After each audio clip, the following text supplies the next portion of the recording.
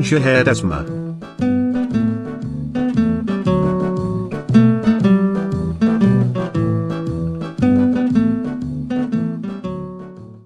It was a sad time when unfortunate families were fleeing the horrors of war. So, the Kelly Mendy family came to an empty house and moved in there. After a few days, the owner of the house came and angrily demanded that they move out. The family begged him to stay until they somehow figured it out. In the end, the owner agreed to let them stay, on the condition that their daughter be his servant. The parents were terrified and agreed to give him their daughter Esma. So, the owner took Esma to his house.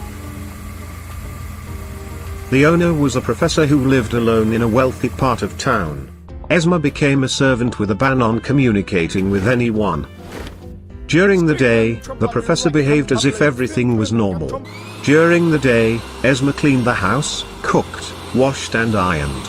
In the evening, Esma sang and danced, which made the professor very happy. The professor was a selfish person with no friends, and his only company was his dogs. The saleswoman noticed that the professor now also buys women's clothes and cosmetics. She discreetly told her acquaintance, a social worker.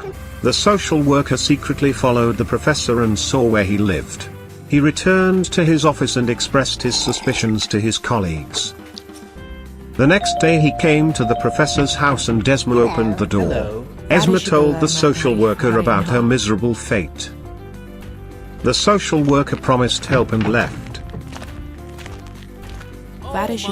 When the professor came, Esma told him that the social worker had been there. Angry, the professor put Esma in the car and took her to her parents. The professor demanded that they leave the estate immediately because of Esma's infidelity. The police came and the family had to move out. The father was furious with Esma and told her he would never see her again. The social worker came again and asked to see the girl. Hello. The professor flatly denied that any girl had ever been there. The social worker eventually threatened to come with the police. The professor was very angry and in that rage he ordered the dogs to attack. Then he informed the police that the dogs had attacked a dangerous bear. The police and ambulance arrived and the social worker was taken to hospital. The professor gave a statement to the inspector that he did not know the attacked bear. The inspector found out at the hospital that the attack happened because of the missing girl. From neighbors in the village, he learned that the Kelly Mendy family lives under the bridge. The inspector found the Kelly Mendy family in one of the cardboard settlements. The father said he did not know where Esma was and gave the inspector her picture. The police released a warrant with Esma's picture. The inspector quickly found out that Esma was singing in the fair tents.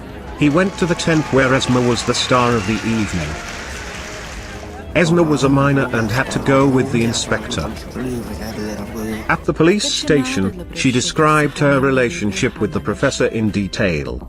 The professor was immediately arrested for slave ownership and attempted murder. Esma is enrolled in high school and placed in a student's home. She was a very diligent student.